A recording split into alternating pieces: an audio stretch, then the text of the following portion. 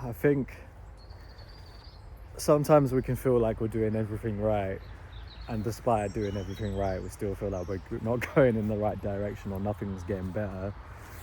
At least that's what I had to remind myself this morning. Because last night, I'd say I had a pretty chill evening routine, nice and relaxed. I was knackered because we went to the gym yesterday for the second time, so obviously not used to doing that in a minute, so that was a big push as well. And I was like, cool, read in bed, Game of Thrones, lovely, ready for bed.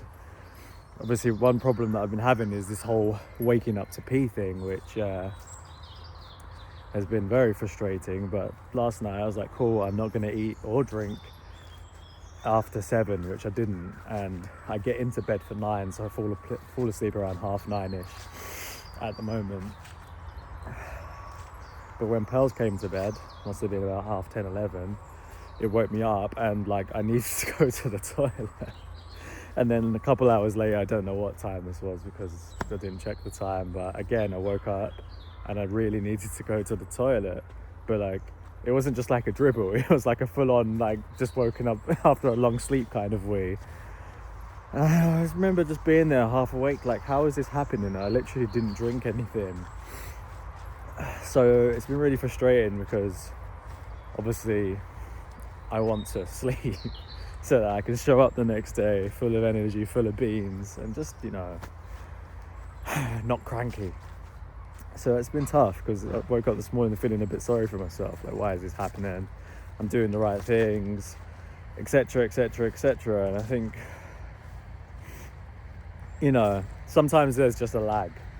Sometimes there's a lag between you doing the right things and your body kind of catching up to that and adjusting, because we think like, oh, just because I did this for 1 week that everything changes.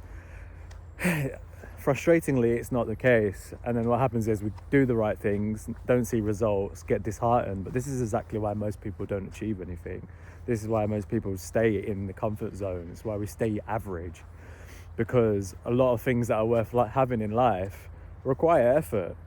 They require you to go beyond what is, you know, what is normal for you.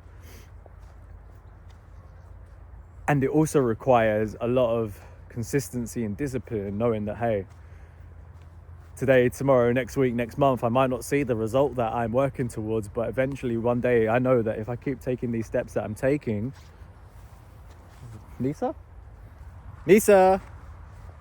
Oh, she's there. That was scary. These steps that I'm taking, I know, come here, come on. I know that I will get to where I want to go, but of course we don't see the results. We get disheartened, we give up, and we fall back into the same old routine, the old same way of living, the same place that we were at that we got fed up with and made us decide that, hey, I want to change this shit because I don't like it. We just go back there. Like, it doesn't make sense, does it? It's like, surely if you don't like the place that you're in, you keep trying until you get out. Even if what you're trying isn't working, you keep going, because if you don't keep going, then you're staying. But at least if you're trying, there's a chance of you getting out. You know, it's like we're all in cages, never trying to break out. It's like, hey, all right, you may never get out of the cage, but would you not at least want to try?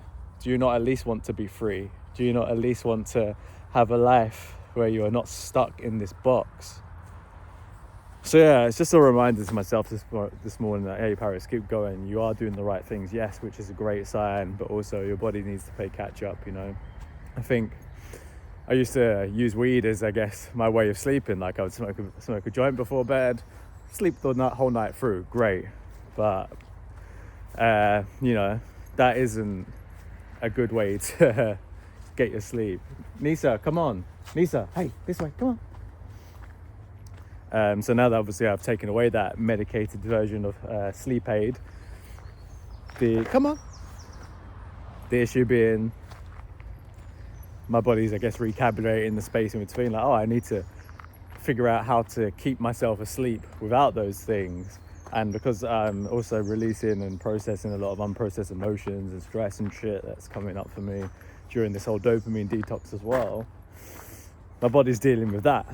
So I know that's part of the reason why I'm waking up in the middle of the night and going to the toilet. Like, I wouldn't say I'm having nightmares, but I'm definitely having obscure dreams. It's like, oh, right.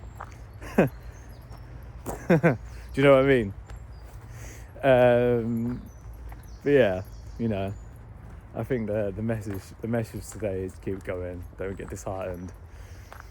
It does get better. There's loads of signs that it's getting better, and keep doing what you're doing. Even this morning, I sent. We're working on putting on this event, so I sent our very first email to one of the very first venues that we would like to put this event on, because it's a very specific event. You can't just put it on at any old space. But like, I realized it was something that I'd been putting off for a couple of weeks. But obviously now I'm in this like do mode, action man mode. I'm just like, kind of fuck it. But even when I press send, I had to like G myself up for it. It's kind of like you're gonna jump off a cliff or something. I'd sent it, and then obviously there was nothing. I'd done the action, but I was left with the feeling, and I was like, oh, I feel like, I feel very cringe. I feel very scared. So I sat with it. I laid down and put my legs up in the ground, and I was like, just reminding myself in my head. I was like, you know, it's safe to do this. It's safe. Nothing happened. And I just kept reinforcing that it's safe and that this is fine, and just kept breathing and feeling. And it was like, you know what? It wasn't as bad as I thought it was. And that's what you have to do. I think what I've been doing is, when I feel those moments of discomfort, is I distract myself, or I suppress it, or I push through it. But that doesn't teach your nervous system that it's safe. That teaches it that it's in danger. So you have to not only catch when you're feeling this way at step one, then you have to feel it, step two. And then, of course, you have to reinforce that it's safe to feel these things by telling your body, literally, hey, it's safe to do this. Only in doing that will you start letting that shit go. Make sense?